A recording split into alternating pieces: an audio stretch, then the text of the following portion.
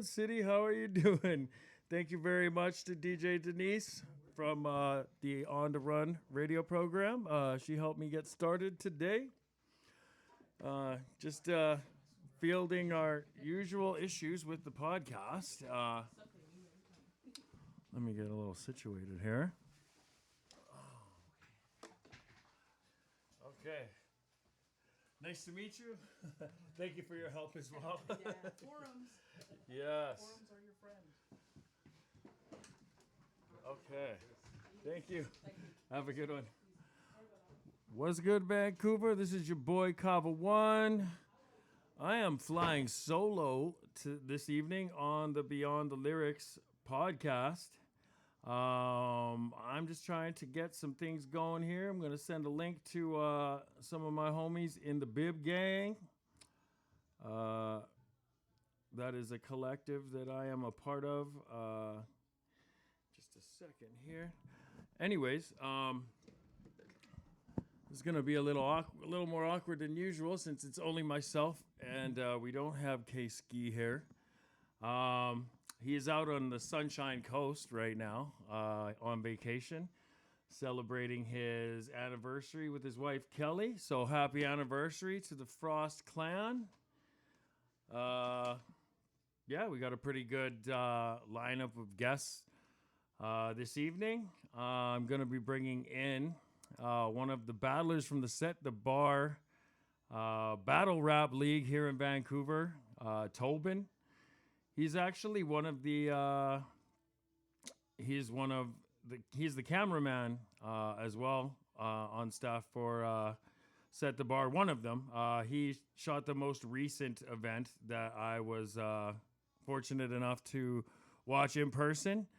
And I think that was Call Up Season 10, I believe. It might have been 9. I'm just trying to get a link right here so I can send that through to the Bib Gang so they can jump in on the chat with me and help me out here. We've had a few technical difficulties going on with our setup today.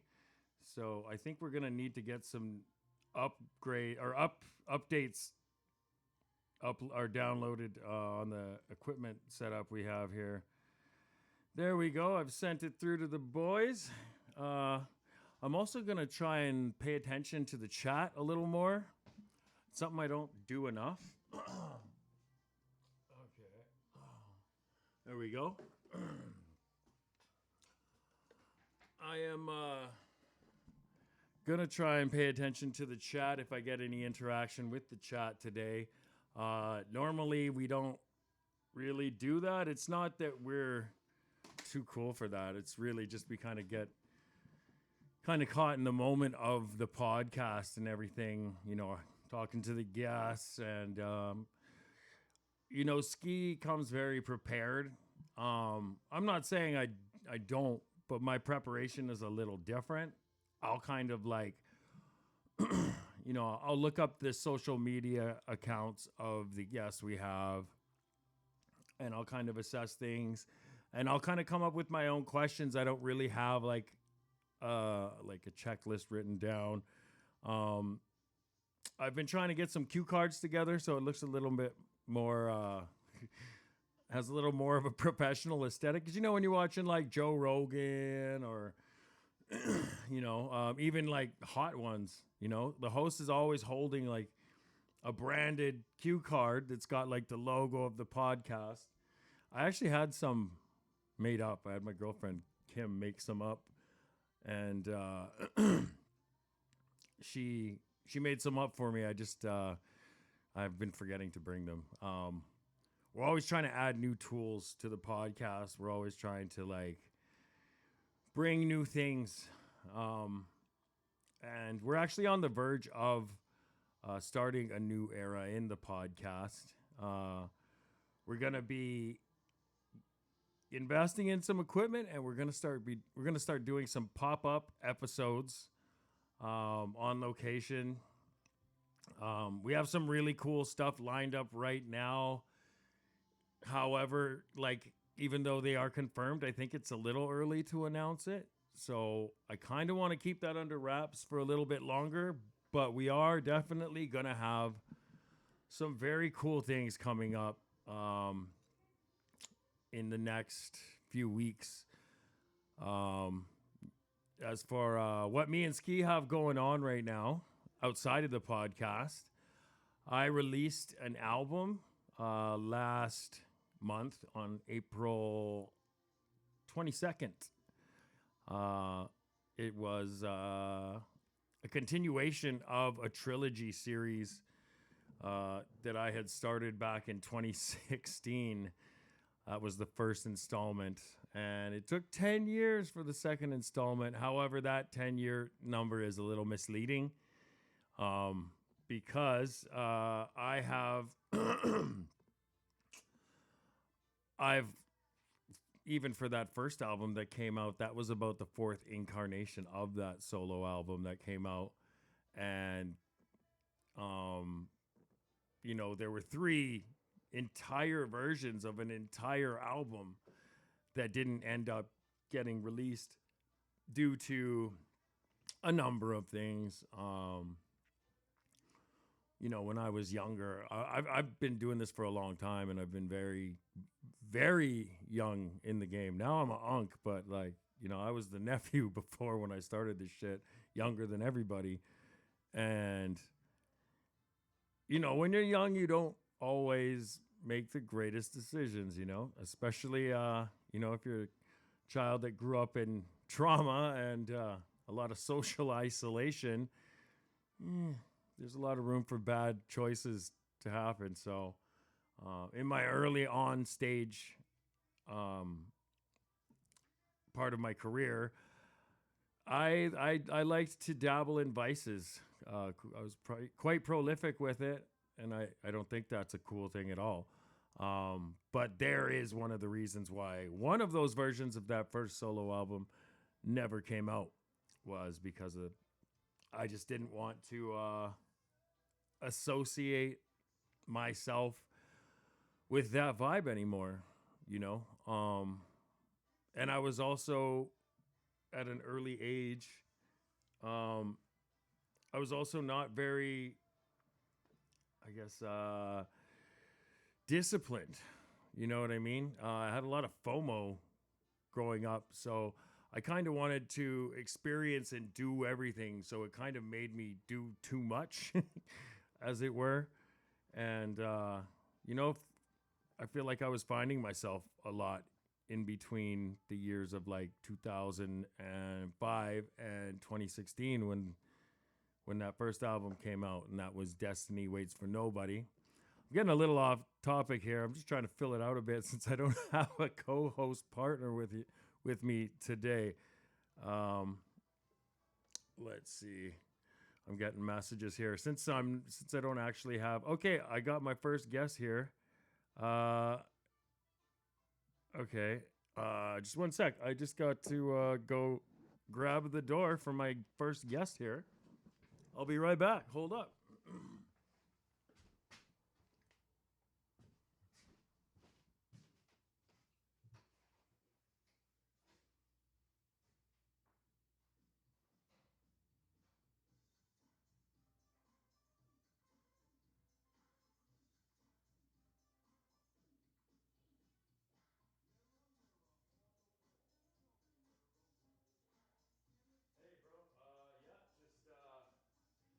Head to the building.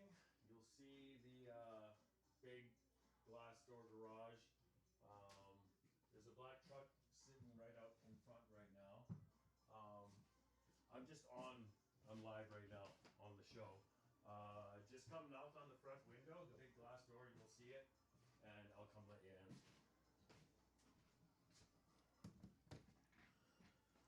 Oh, man.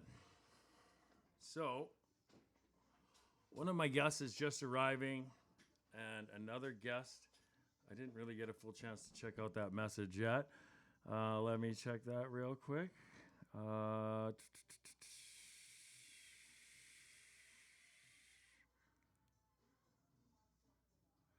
Okay. Anyways, I I just had some guests have to cancel out due to some personal things that cannot be helped. So I'm going to still run the podcast. We might end a little bit early today, but I still have another guest who I'm very interested to bring on once he arrives. But I'm going to get back to the story I was talking about. So yeah, I dropped an album last month on April 22nd. It was the second of a trilogy of solo albums I want to do. It took a long time between the two. Life happens, man. That's all I can say, you know. You go through different eras of your life to where maybe you're not so proud of other eras and you want to like display this new you. Went through that a couple times. You know, went through, you know, falling out with, you know, producers and people I was working with at other times. Sometimes we just grew apart. Other times, you know, there was an event that caused the fallout. So, yeah, that as it is, I finally was able to drop the second installment of the Destiny series. That's what I call it. The first one was Destiny Waits for Nobody. That came out in late 2015. I kind of call it 2016, but and then yeah, Chasing Destiny is the most recent album that came out. It was pretty special to me because some of the best songs I think I've ever made finally came out. Well, one in particular. It's a song called No Cap that I did with Junk. And I recorded that with Junk back in 2020. It was still like when we were in the full like semi-lockdown phase. You know, it's not like where you weren't allowed out at all. There's my guest right there. Okay, so just hold 1 second. I'll be right back.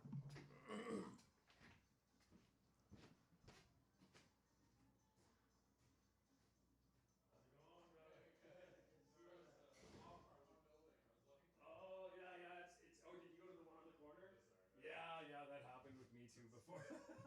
Kind of happens with everybody on their first time coming out here. Oh yeah, no worries.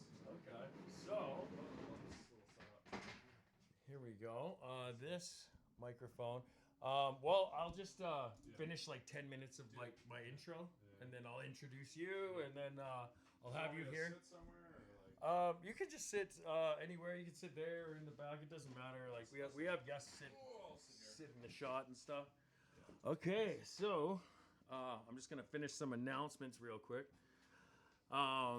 So yeah, that was the 22nd of last month where I dropped my most recent solo album, Chasing Destiny. I got a song with Junk on there. It sat for like 6 years, not getting released because I couldn't get stems, I couldn't get this, I couldn't get that, I couldn't get it mastered properly. Had a few issues, and then finally I was able to, the stars aligned for this album. And I put it on this album. And Ski, who is not here right now, he has an album he is releasing, what is it, the 6th right now? So he will have, or no, the 7th. He will drop his album From Barcelona with Love 8 days from now on the 15th of May. And I produced that whole album. It's the first time I've done that, produced an entire album. But I'm very grateful that Ski, you know, not only liked the beats, but believed in me enough to like, you know, let me do the whole album for him. So I'm pretty stoked on that. He is going to be doing up some vinyl copies as well. And with that, I think, shout out, what's up to AA Ron and Seven the Legend, my fellow Bib gang affiliates. They're in the chat right now. But yeah, anyways, let's get the podcast rolling. We're a little bit of a late start today. We had some technical issues. This is kind of been an ongoing theme with this location. We're kind of looking to expand the podcast to doing some away from the studio pop-up, special location type episodes soon. So we won't be dealing with that as much once we move away from here. But this is where we started, and I do love this location. I love the whole B-Side.Radio family. They've supported us, and they allow us to be who we are, and they don't censor us. And I can say some pretty questionable shit sometimes. But anyways, I want to bring on our first guest. He is a battle rapper in the Set the Bar Battle Rap League. He also doubles as a cameraman for them, and he also shot their most recent event, which he also battled at, and I was there live. It was great to see. But I want to bring on our guest, Tobin. Hey. What's up, brother? Good to see you. Yeah, good to see you, man. You know what? I think it might be better if you take this, because then Sure. I want you to have kind of like the better microphone set up, and then I'll do this Sounds good. side over here. Sweet. I don't think you'll really need the. Don't need the headphones? Yeah. Perfect. I prefer without anyways. Okay. Yeah, we're good. Okay, wait one sec. I just gotta see Yeah. what the big gang guys are saying, because they always let me know if the sound is bad. Okay, cool. Sweet. Awesome. So I need my bibbers to let me know if there's any audio issues at all, because I know we've had some episodes before, and you guys are like, "There's no sound," and I'm not paying attention to the chat. Okay, we're good. There we go. I love it. I've got some support. Tobin, so what's up, brother? How you doing, man? Doing good. I've been getting kind of busy with shoots and stuff, but it's been good. Yeah. I saw you were doing a shoot with Raptor recently or something like that. I did just shoot. We kind of shot two things at once there. Little freestyle he did over at J. Cole Beat when he dropped that album, and the Out of Space music video same time. Okay, That cool. was, a few months ago, I think. Okay, cool. So, how long have you been doing the film thing? You've been doing film before battle rap, I'm assuming, right? Yeah. Actually, it's funny. I probably got interested in both of them around the same time, but Oh, really? I was like 15, maybe. Okay. Yeah, and so I did filming back then. I would film myself doing just about anything. Longboarding was something I was big into. Yeah. And just like random shit, just kind of goofing off, being weird, Mm-hmm. and then just find a way to edit it, post online. Didn't really do it professionally. I did construction for a bit. But then starting about 6 years ago now, I quit my construction job because I wanted to pursue full-time film career. So I went to VFS and then graduated, and ever since I've been doing freelance videography. Nice. So, what would be your most proud accomplishment in that field up to now? Oh man. Or what was your most fun? Yeah. Like, what did you enjoy the most? Well, I got to go shoot a Sikh wedding in Mexico. Oh, wow. At the end of last year. So that was a pretty sweet kind of experience to go on a trip out to Mexico, but also have it, paid for by the client and be working while I'm out there. Yeah, exactly. Which I did legally. And you're doing it as Right. your boss. You're your own boss, and you don't have Yeah. anybody breathing down your neck, and you're living on your terms and earning on your terms. That's got to feel good. Yeah. So it was about 5 or 6 years ago you started getting interested in battle rap too? No, so that actually is a different story. I started watching battle rap when I was maybe 15, 16 years old. Mm-hmm. I've just always gravitated towards. I like the lyricism and like the intricate pen work and stuff. That's kind of what has always been the thing that I love about rap. Yeah. And so I found that was really enticing back then, and then I kind of stopped paying attention to the battle rap scene and stuff. I got busy with construction and stuff. For whatever reason, it fell off my radar for probably 5-7 years or something like that. But then when I moved here, I started shooting music videos, doing videography with some rappers I knew. And at one point, somebody had dropped out of a battle, and they're like, "Hey, do you want a battle?"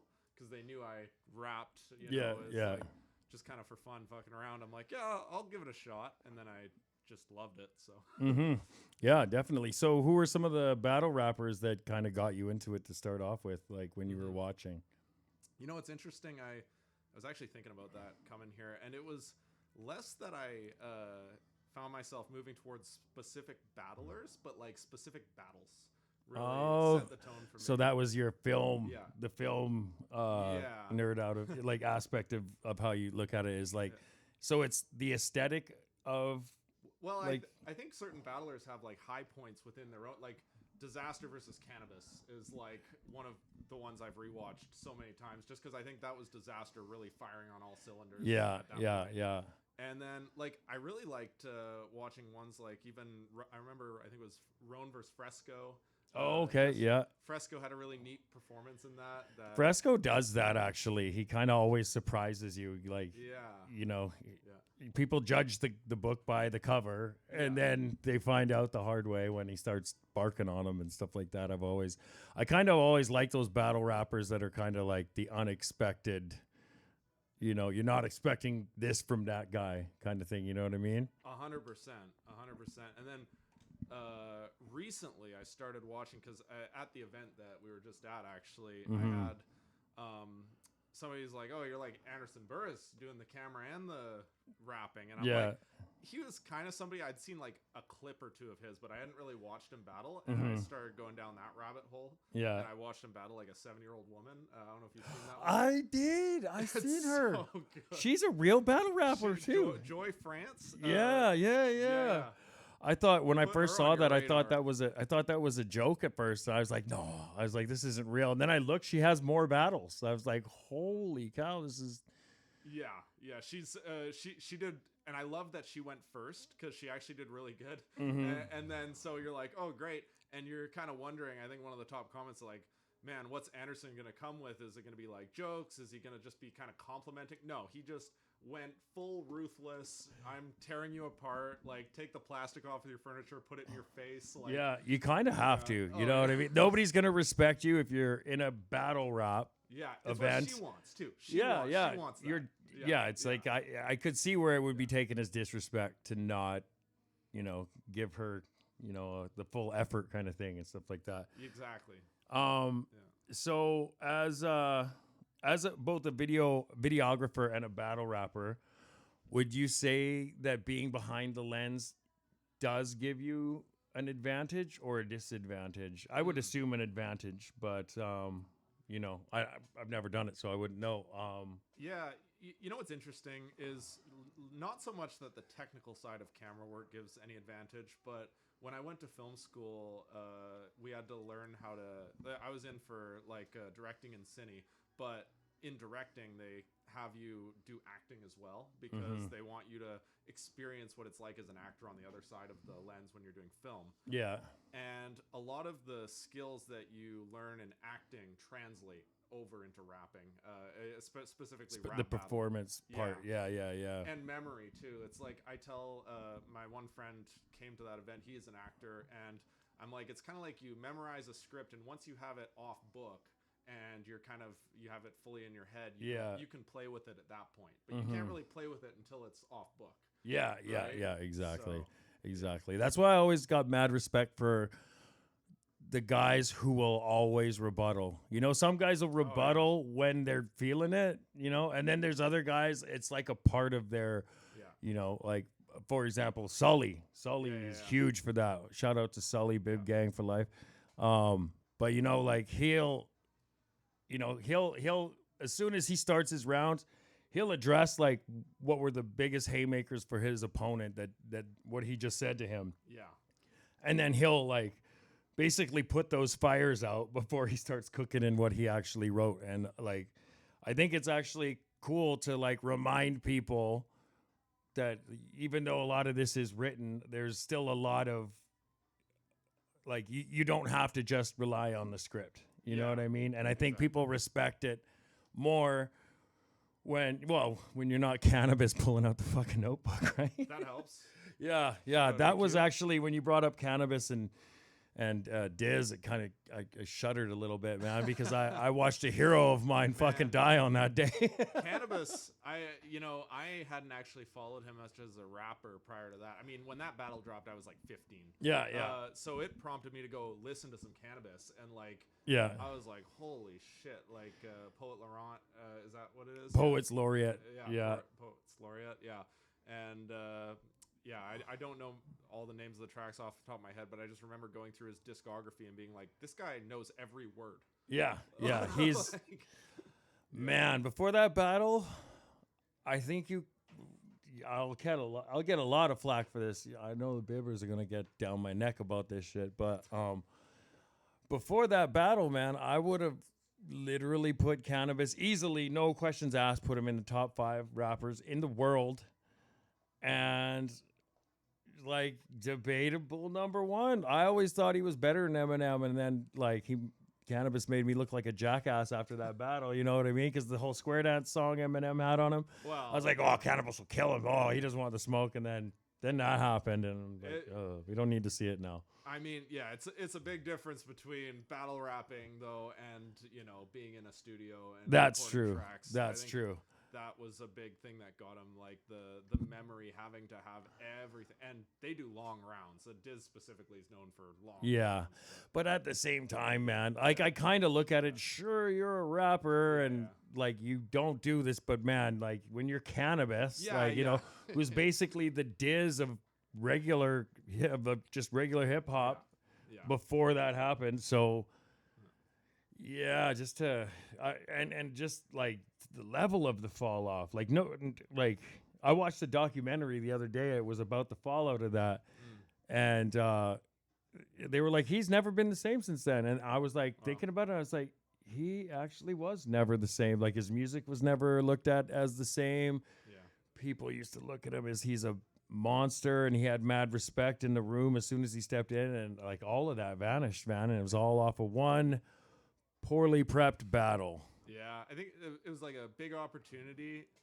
Diz knew what it was going into it, that he had to come prepared as all hell, and he maybe over prepared even, and then Cannabis did the opposite and was like kind of counted his chickens. And he was like, oh man. Yeah. And even then there was the one part he grabs the script and he's just taking one of his songs, Second Round TKO, and he's flipping the verse up, and he's just changing 2 words and putting Diz's name in it. It was just so hard to watch, man. Oh, and I watched that live. I actually bought that pay-per-view. It was first. That was the first pay-per-view King of the Dot ever had, and it was pretty dope. That was one of the ones that got me into it for sure.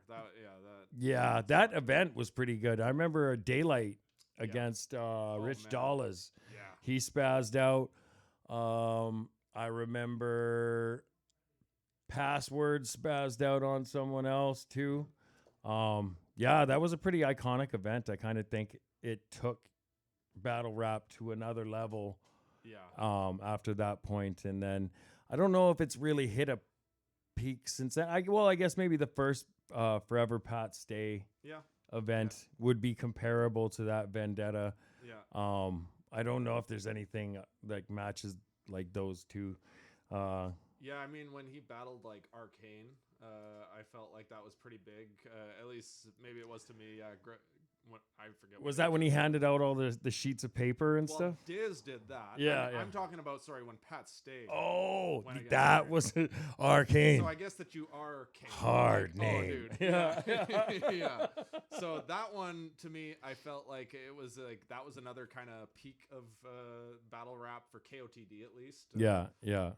And Daylight, you mentioned, he's actually another one that's influenced me a lot lately. Just he's got such, like I say, I'm all about the intricacy, and like that guy's just got like you lose track of the amount of entendres that he's throwing. Oh, like, yeah. So many. Yeah. So as far as Set the Bar goes, who are some of the battlers some of your favorite battlers that you've watched in the Vancouver scene? I've only been to like 3 events so far. And so was that last one the first time you were filming, or that was the first time I filmed for them? Yeah. And I spoke to I'm gonna film the next one. Okay, nice. Yeah, no, I love it. The audio matters a lot to me too. Like not just the video quality. Of course, the audio is what really matters a lot. But so far, I mean, I've just been super impressed. Just more as a general note to start with the actual scene that we have here. The overall, Like my friends have come to it. My brothers come out to watch. Mm-hmm. My wife comes with me, and like they're just like, this is like, it feels like a little like family. It does. Like it does very much so. Genuinely. Yeah. In terms of like battlers that have really impressed me, I just watched Chiva and Raptor. Like obviously I'm friends with Raptor, but I saw Chiva. I was like, I'm curious to see what he comes with and how he comes, and he really impressed me with that lyricism. Like yeah, tight. Yeah, he's very, very intricate and very detailed. You can kind of tell he's from the icon hip hop circle. You know what I mean?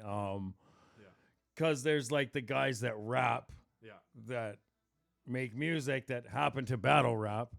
And then there's the guys that just battle rap. And it's like you can tell the icon hip hop guys, Save the Whales, Channel 5 even to a certain extent. Not so much as like the Whales or Chiva, but... So I went to school with him, actually. Oh, really? Yeah, cool. Oh, okay. Oh, in Kamloops? No, in Kelowna. Or Kelowna. I couldn't remember if it was Kelowna or Kamloops. Yeah. Oh, that's cool, man. He's actually a really good homie of mine. He moved to Nanaimo before he moved here. Yeah.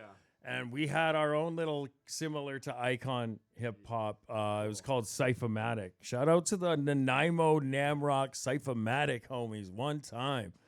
But I remember graduating high school, and I saw he had put out a track. I think it probably was his first ever track of anything rap that he put out. And we had both just graduated high school, and he was like sitting on a roof doing a track. I remember that. I know exactly what one you're talking about. Yeah. And I'm like, oh man. And then like I kind of got into it separately, and then it was kind of cool seeing that he has done stuff with Set the Bar, because I'm like, damn, this is kind of crazy. Like like years later, we didn't really keep in touch or anything. I saw him at an Icon hip hop event and said hi, but Oh shit! But, so obviously you got to battle him now, right? yeah. Well, you're on a public platform right now. Is there anybody you want to call out? Oh, who do I want to call out? I'm too nice for this. Like, okay, who would you like to battle? We'll put it in a nicer framework. Well, no. Who would I like to battle? Honestly, I don't know the scene well enough. I feel like I thought about it. I kind of feel like that should be up to like somebody like Mike or somebody. Yeah, who, but if you were able to, if he said, who do you want? If I'm Mike Simpson right now, I'm saying, who do you want to battle right now? Give me 3 names. Oh, well, I'll battle Aaron. Aaron? I think he's in the chat. Oh, he's in the chat. Yeah. Oh, Aaron. He's got some of the stage. He's our Cal Ripken Jr. Iron Man. He's got the consecutive game streak going. Yeah, it's still live too. Yeah. Aaron. Who else? I would definitely. I know he just stepped back from it, but I'd battle Chiva. For a different reason. I feel like Chiva has a lot of that lyricism, but not the same level of stage presence and charisma, like as as Aaron, who has all that, right? That's kind of what I see him having going for him. Yeah. And then,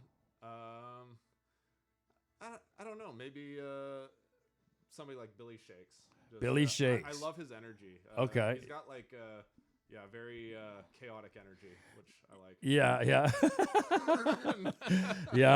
Nice. Yeah. So, congratulations on your last battle. You cooked, man. Like it was impressive. Thank you. Like that's why I had to come and say something to you, man, because I was like, holy shit, is your second battle? Second one. Yeah. Jeez, man. That's impressive, dude. Thank you. So, do you have any plans for a battle? Or do you have a timeline of when the next time you're battling might be? Or yeah, so I don't, but the thing is, so I'm super loaded with work in the summer usually because I also shoot weddings. Okay. So Yeah. like, that gets really busy just to make money. Yeah, I had a buddy who did that as well, and that was Yeah. like he was always like Yeah. busy, but the money was so good he didn't want to take days off, right? You Like, kind of got to take them as they come. It's like feast and famine in the freelance kind of industry. It's Yeah. like when the going's good, you got to take it all in, and then you might not get a call for a bit, so then you got to like have something to fall on. mm-hmm. But, So- yeah. Oh, go ahead. So probably sometime in the either winter, fall, early spring, something like that, like end of the year. Yeah. Okay. Is there any other film pursuits you have? Like, is there any creative passion projects you have or anything like that? Yeah, I've got a movie script that I'm writing, and I've got a couple short films that I've already written that I would love to eventually make. It's just like finding the time and the money. Really? to do That's that. cool, man. I wrote a couple screenplays for like a series as well myself. Nice. I didn't know how to. They were just the good ideas that I knew. Like I'm kind of like a sort of like I'm a creative person, but like in almost anything, you know what I mean? Like Yeah. I'll make fucking statues and like I'll do rock art and rock carving, and I used to draw. I make beats. I rap, podcast host, like all kinds of shit. So, I'm always trying to kind of do new stuff and things like that. Is there like something new in film like that you haven't tried but you want to try? Is there like a niche or a technique maybe or a genre? Yeah, there's nothing I haven't like tried in terms of like different genres or anything, but like there are specific concepts that I want to do. Like I have one concept I'll just quickly explain for a short film where and I don't think it's been done. I've tried to find something like it, but where I started in editing, so this is like centered around the edit, but every shot is exponentially shorter than the previous. So you start with a really long kind of tripod shot, and then every shot gets shorter. Okay. And until the end, it's just like a flip book of shots, and then it's smash cut into the title. Okay. Cool. So like that's one concept, and I've got some other ones, but I'll just share the one because yeah. You don't want people jacking your shit, right? Yeah. No, it's one that I'll probably do as a short film. It doesn't really work as a feature because the first shot would be like 25 minutes long and static. So Yeah. But So, are like with the battle rap thing, I'm kind of curious. So, like, how much effort does it take to like shoot and edit like a whole event? yeah. I'm just kind of curious about that. Yeah. The shooting part. Well, it Like- happens live, so it is. Yeah, That part is it's what kind it of is. like a fixed amount of hours. It's more so just double and triple checking and making sure that you have backups for things. So like if one audio track fails, you have another audio track. I'm all about safety when it comes to filming in that perspective, making sure. And then for the editing, I never really like. I think Mike's still gonna edit these battles, but just getting them synced up together in the timeline and stuff, an hour. Yeah. With a quick color space transform and stuff. It's all pretty. It's not completely automated, but it's like second nature. Just to. So, what do you think Set the Bar needs to kind of elevate to another tier? You know what I mean? Like, is it Honest take? Maybe a different venue. okay? I do, and I love the turf. It's like it's got a lot of character. But just something that like there's people like making drinks and shit, and they don't really respect when the battles are happening. Yeah, like, yeah. They'll be like yelling for the receipts and stuff across the counter and shit.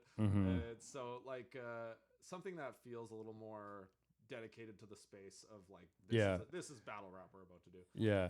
So what do you think if there was like more promo content for the events? Like say I've seen other leagues where they have, and I've tried to facilitate this podcast in a similar way where we brought Mike Wild when he was battling Shine 9 a couple of years ago, and we had them have like a face-to-face kind of like back and forth, you know what I mean? And kind of sort of functioning like a press conference. Do you think like additional kind of higher quality content would kind of do that? Would give the optics at least that it's like getting closer to like a king of the dot, Yeah. you know? It wouldn't hurt.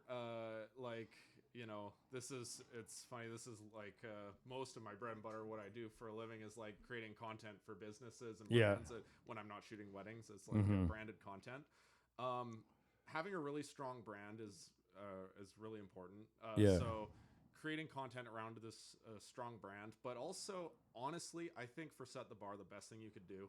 I've brought 5 different people to battles now. Yeah. Every single one of them wants to come back.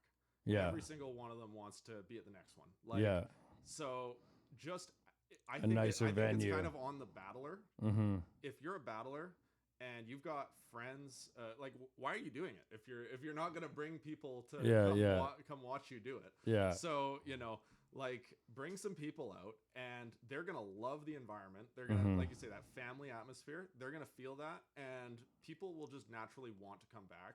So I think it's like, if you're a battler and you're there and you didn't bring anybody out, you know, maybe ask yourself, like, is there somebody I could have brought out to this? Like, that's how the scene keeps going. I think what happens though too is people are a lot more confident 5 weeks out than they are 5 days out. Yeah. And when it gets to 5 days out, some guys are not ready. They think they're going to not do good? Is that... and so they're like, well, I don't really know if I want people to watch me fucking choke or whatever, you know what I mean? Well, then my other advice would be to not do that. Yeah, rehearse, show up for your battles, as we saw in the last event. Show up for your battles, people. Yeah, that was crazy. I couldn't believe Mike kind of pulled me aside. He's like, hey, because I was, I think, 3rd up the card. Yeah. He's like, you might be going like 1st, and I did. Yeah. Ended up going with Eclipse. Shout out Eclipse, Marshall, man. He was super, super great opponent. Like, very just polite. He nice took it dude. the right way. Yeah, he's not like trying to fight you. No, because like, he 30'd him. Just very you know, he was very like respectable in the way that he talked to me throughout the whole thing. Yeah. And during the battle, of course, it's a battle, so it's like. Yeah, and you guys did a good job of promoting too. I kind of saw a little back and forth, meme back and forth exchange with you guys. So you guys put in the effort. It was good that way and shit. The grimace. Yeah. Dude, when I saw that one battle of him, I'm like, this is absurd. I gotta do this. Yeah. Some guys make it easier for you, right? But he loved it. He loved it. Yeah. So was it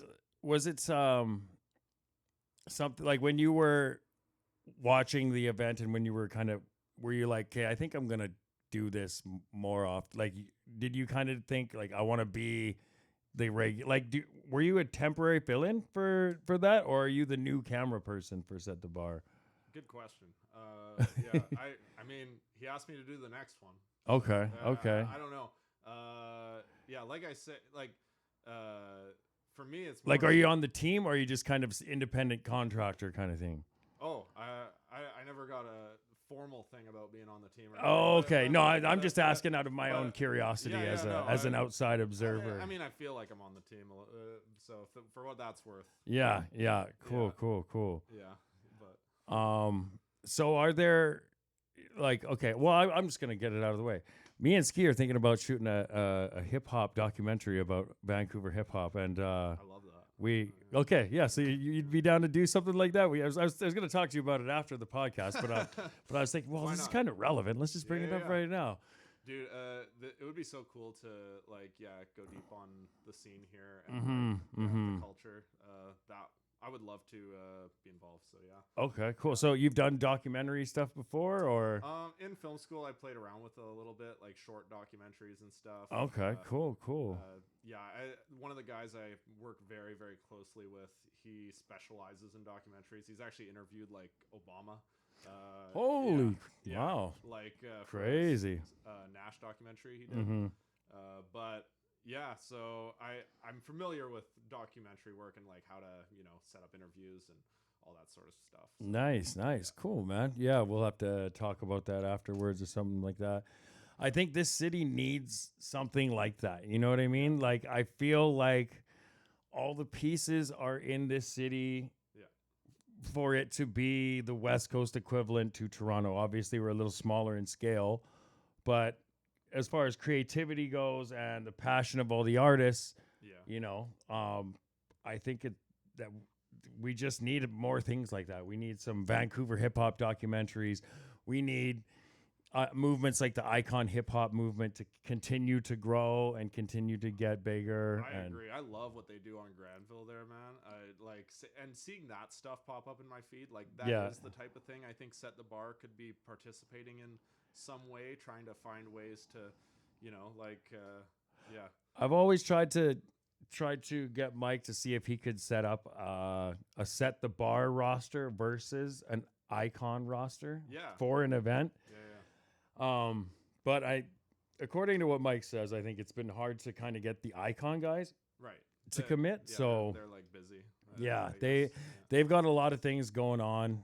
Especially a lot of them are like artists, so they're Sons of Anubis. They're part of the Killers, Icon Killers. They're always doing stuff. One Order and Hard Body Dreams, and all those guys are always doing stuff. So it's kind of hard to get like a whole collective together.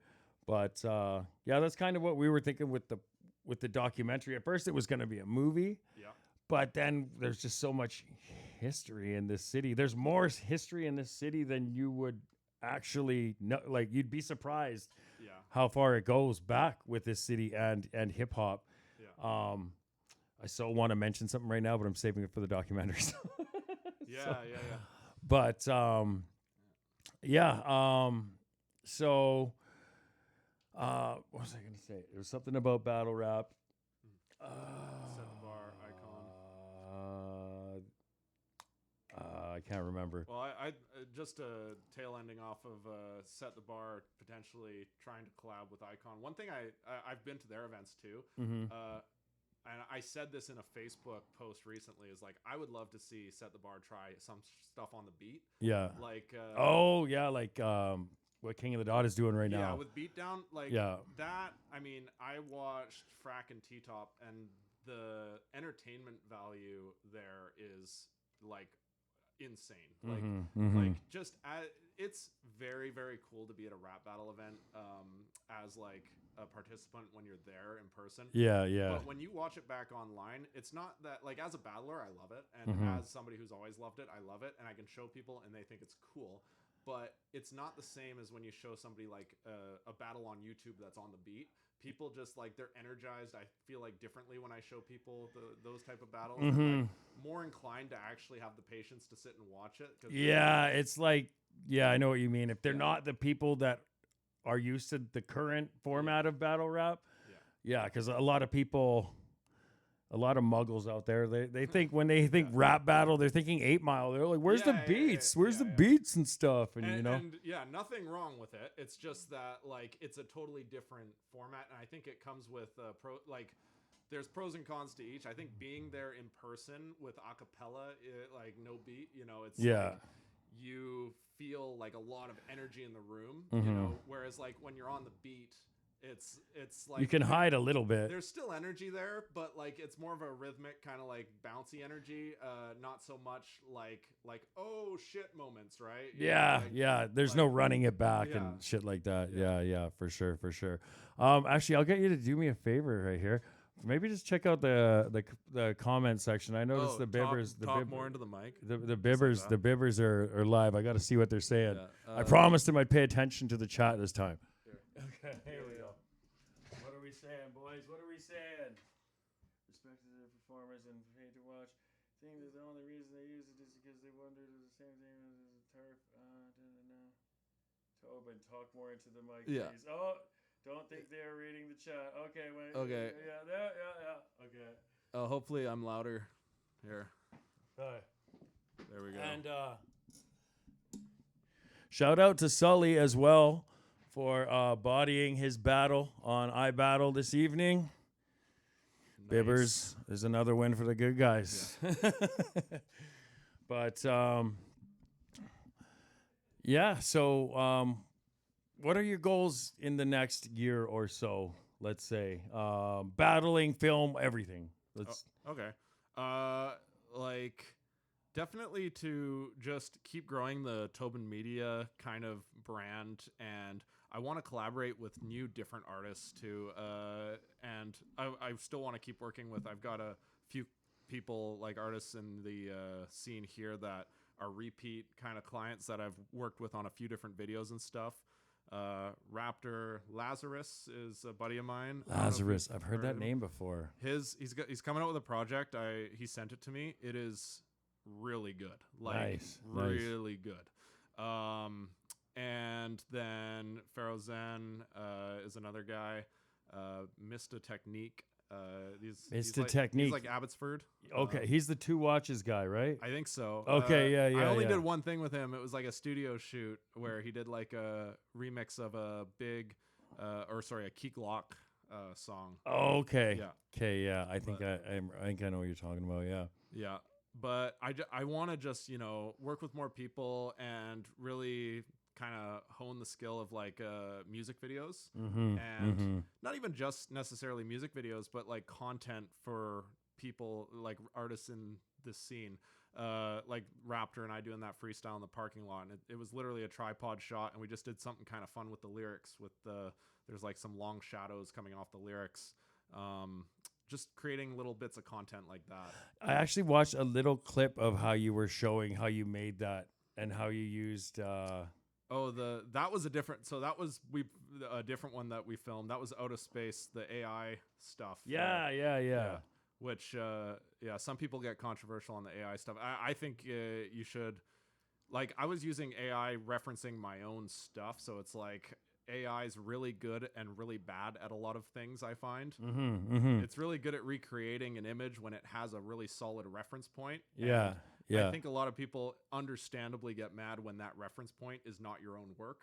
Oh, yeah. So, like, I think if you're using AI, but you're referencing your own work and, like, having it adapt that. Yeah, exactly. And, well, kind of the way about how I put it is AI is the training wheels. It's not the actual bike. Yeah. You know what I mean? Like, you can let it do some of the lifting, but not 90% of all the heavy lifting. You know what I mean? Well, like, it's also terrible branding. So, like, if you're a business or just most people in general, I think, that are trying to have a good, like, presence through content, the second consumer sees that you're using AI, it's like over. Like, they're not into that. Yeah. So, like, I hope that in that video with Raptor, we used it in a way that you might think it's AI, but the only reason you might think that is because there's no real way to do it without AI. Like, we still kept all the footage of him, and we just isolated him out of it. It was just for your transition shots, right? Yeah, it was like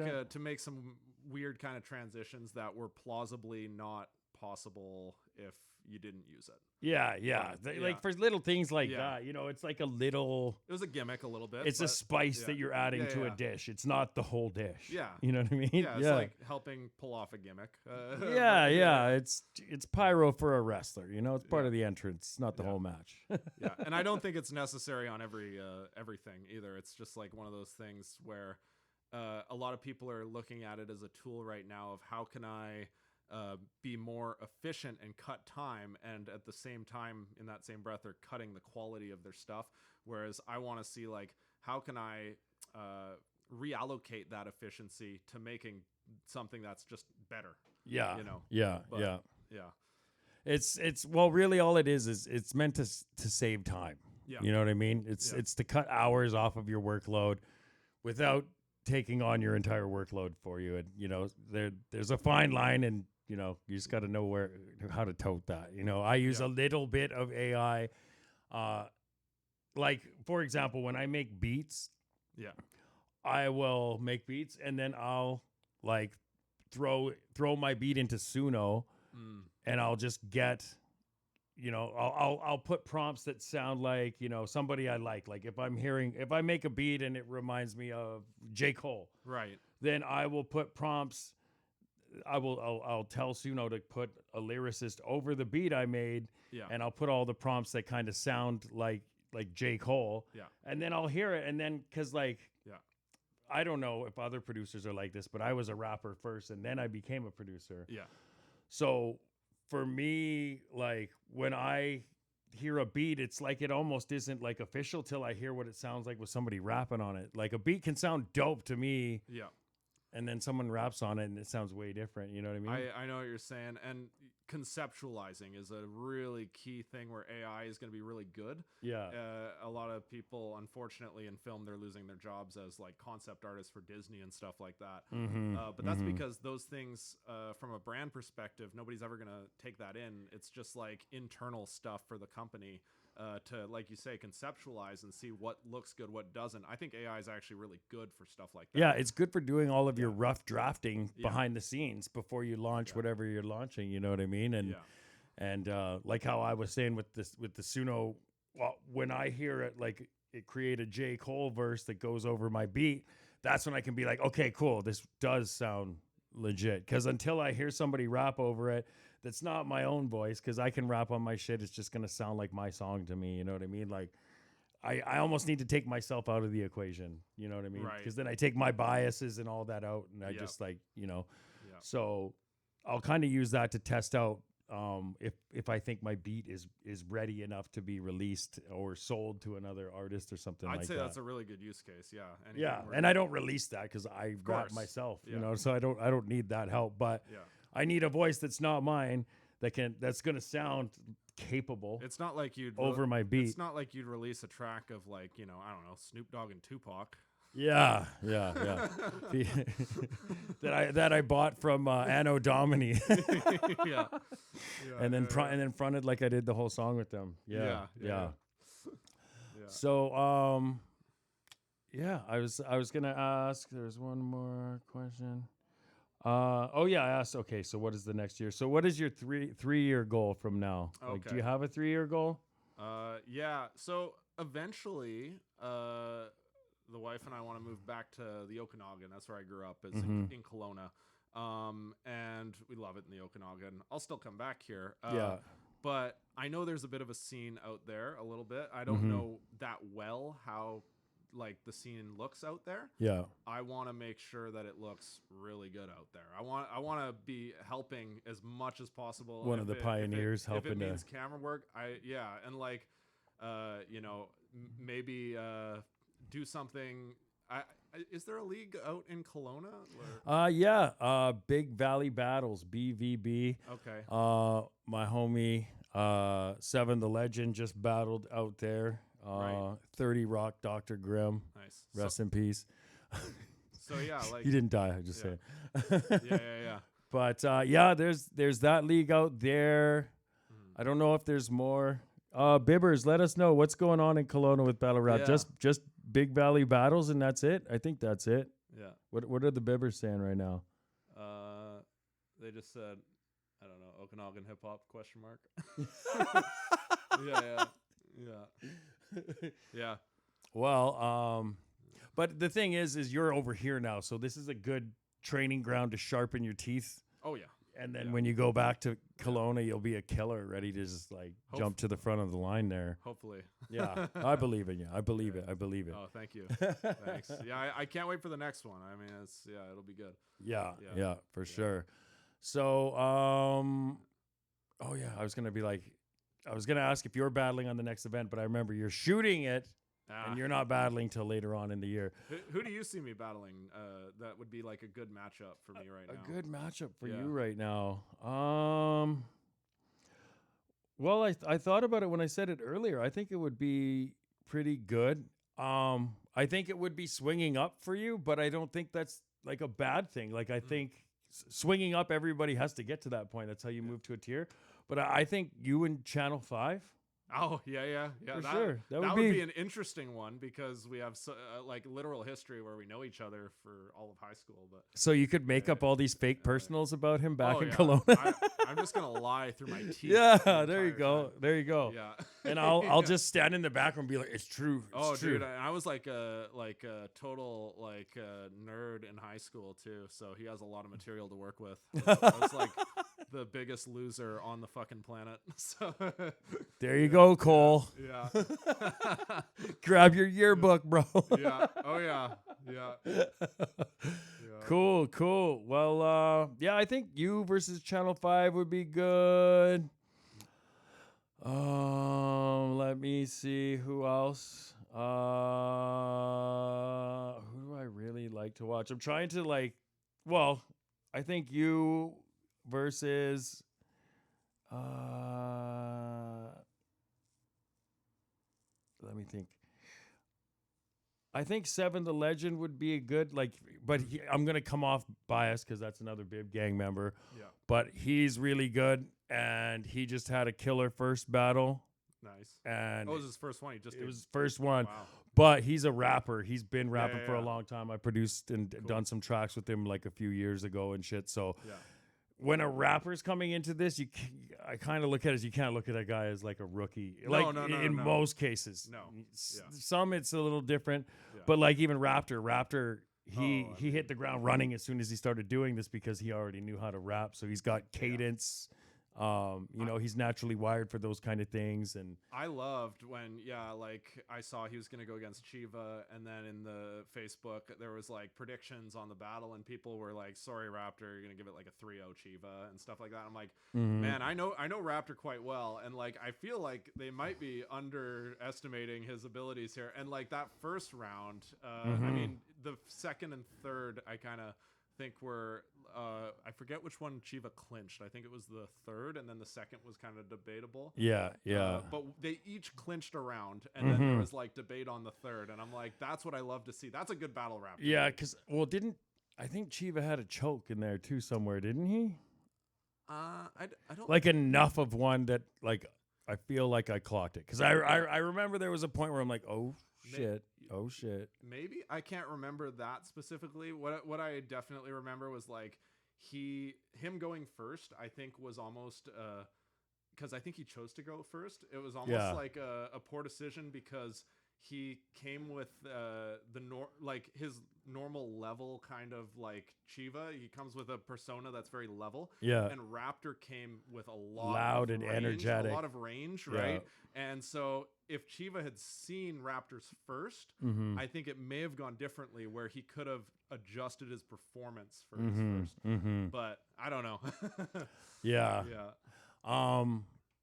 So are you gonna ever get back into music? I remember you were mentioning you used to do music a little bit back in the day. Like, is this something like will the film and the battle rap? Because it kind of seems like those naturally will pull you in that direction, especially if you like doing it before. Yeah, I don't really rap on like tracks or anything. I had somebody ask recently, and I was gonna, and then I didn't. But like, I just didn't love the way that my voice sounds as like a rap artist, like rapping on a beat and stuff. I'm like, I don't think it's for me. I don't think it's not for me.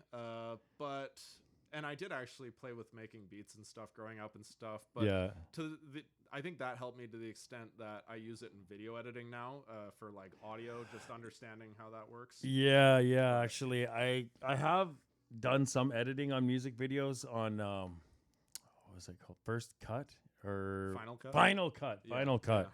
It was years ago now, but I remember when I was editing on Final Cut, it was almost similar to making beats. Yeah, for sure. It's very similar. Yeah, it was kind of surprising. It's a non-linear, I think they call it, editing.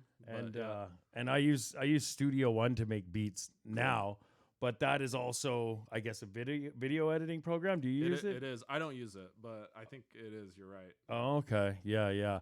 And the weird thing is I had a buddy who used Final Cut to make beats. Oh, no way. Yeah, he made his beats on Final Cut. Then I guess you could. Yeah. Yeah, I was just like, what, bro? You make it? That's interesting. Yeah. I never heard of that. Yeah. But then again, when I first started making beats, I made beats on Pro Tools, and people were like, you master it and mix it on Pro Tools, right? I'm like, no, I make the beat. Yeah. I build the beat on Pro Tools, and they're like, what? Yeah, I remember I learned FL Studio when I was like 17-ish, I think, 16, 17. And I never got like expert or intermediate even at it. I didn't like the format, those little plunked in squares and That's, I mean, that's how I just kind of played around with it. Yeah, it's easy to get started. Yeah. Like it's a user-friendly format to for sure get your feet under you and get going, but you know, if you're wanting to, Doesn't scale well. yeah, I've met some guys like Yeah. fucking Timberland makes most of his hits were made on Fruity Loops, like at least Oh, in the wow. mid and early 2000s. That's what he was claiming, at least. So I've seen some people that can fucking cook on it, but like the amount of people that can cook on it versus the amount of people Right. that are burning the cooking, Yeah. it's a staggering lopsided number, and Yeah. it's just kind of not worth it in my opinion. But Yeah, fair enough. Yeah, when I edit in DaVinci, but when I first started video editing, it was like Windows Movie Maker, and you should try to make a beat on that. That would be fun. I just got Studio One under my belt. I don't know if I can start fucking around with making beats on these filming fucking apps. That could be a piece of content though. Like you go on YouTube and you try to make a beat on like fucking Windows Movie Maker. That would be, yeah. You just gotta get a good thumbnail and a funny like title. Oh yeah, dude. Like, I made beats on Yeah. on Final Cut. No, I don't know. Yeah. That's not catchy enough, but you know what I'm saying. Yeah. I know what you mean. Yeah, you got to make it ridiculous, and then people like it. You know, make it stupid, and then it works. The hook. That's what they call it, right? The hook. Yep. First 3 seconds. For sure. Yeah. Give me good hook advice for my next video piece. Ask a question of your viewer that prompts their imagination or gets them thinking about a problem they have. Okay. Interesting. I'm gonna do that. That. Like questions for hooks seem to work really well usually because like people start automatically thinking about the answer. So when you went to school for all of the training and stuff like that, did they teach you things like more than just how do you like camera techniques? Did they teach you branding and marketing and all these other things as well? Or yes, kind of. I mean, they didn't directly say they were teaching us branding, but what you kind of learn is that creating a movie, everything is kind of branding in it. Like it's all about consistency and coherent visuals and like audio that matches and everything kind of. Branding, I think, is just like the intentional arrangement of different things all into one thing. Yeah, cohesive, visibility. And they did teach you that for sure. So it's like, even though they weren't directly telling you that's what it was. Yeah, this isn't the branding module. It was you like just get it slipped in there in the course code. Producing was very much that. Producing is like marketing. It's like how to, make a film actually happen and then sell it later on and market it. And so like there was a lot of talk in that class about that, but they had different classes for every element of film. So like production design, cinematography, sound, directing, every editing, every part of it you kind of learned individually. So okay, cool.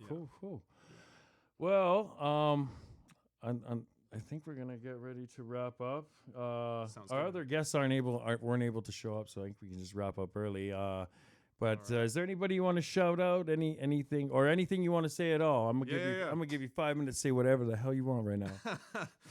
Actually, so I was thinking earlier when you're asking about the scene and stuff. So the first battle I did was against Beach Tits. Yes. And I gotta shout her out because the battle she did versus Fibs, I think was the one that followed that. Yeah.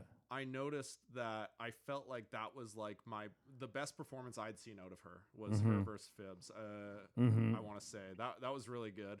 So I would love to see, I'm looking forward to, I don't know if she's on the next card, her next battle, just seeing her kind of like really get her material locked into her, head and having it prepared like that. Yeah. Because she comes with a lot of jokes and stuff too, which is always fun. She's heavy on the performance for sure. Like she comes pretty dialed in. Yeah. Her and Coleslaw are definitely kind of like head and shoulders above the rest of the females in the league, but they're catching up. Like Drolene's pretty good too. Yeah, her last one was good. Yeah. I felt the guy that she was battling. Yeah. Oh my god. Yeah, that was one of the most entertaining things ever. I loved that battle, man. Like a lot of people were dying, like laughing in the crowd. Like people were losing it, dude. Yeah. I just wanted my whole 60 seconds to say something to a woman and have her not answer. Yeah. He's like. And then he started one round with, "I'm really sorry I made you feel uncomfortable," or something like that. Yeah. Oh my god. Maybe I should have prepared. I remember that was a line he said at one point. Oh man. Maybe I should have like came a little more prepared. Yeah. Sometimes his little one-off lines like that, they actually rhymed with one another. Yeah, I did catch that Oh, too. man, it was And kinda then fun. there was just Sully super rooting him on to, you're fucking killing it, bro. Oh yeah, just crushing. I it. loved that whole scene. Like everything in that little like 10 minutes of time, I loved that. Everything that was happening there was pretty Yeah. dope. Jubles, he's a comedian, I think I heard, right? Is he? Oh, that would make sense. Yeah. That would make a lot of sense. Yeah. So, because I was starting to think, I heard he was a comedian, then I'm like, are you playing a big fucking joke on Did us he right do- now, bro? Like, did you just Yeah. mock all of us so you can like tell us and we're all the big punchline in your next joke at your Yeah, comedy set or some shit? Did he do stand up at the previous Set the Bar event? Do you know? Because somebody did stand up at one of those events, and it could have been him, but I can't remember. Who was it again? There was, Yeah. I can't remember I who it didn't was. I didn't think it was him, but yeah, maybe it was. No. Hey, Bib Gang, do y'all Yeah. remember who did the stand-up comedy at the Set the Bar event that happened? Well, it was probably about 4 months ago, hey? Something like that? We'll see. But Carson. Yeah. Oh, okay. So yeah, not him, but yeah, that was. I mean, so it was so fun. That event was hilarious. I would love to see.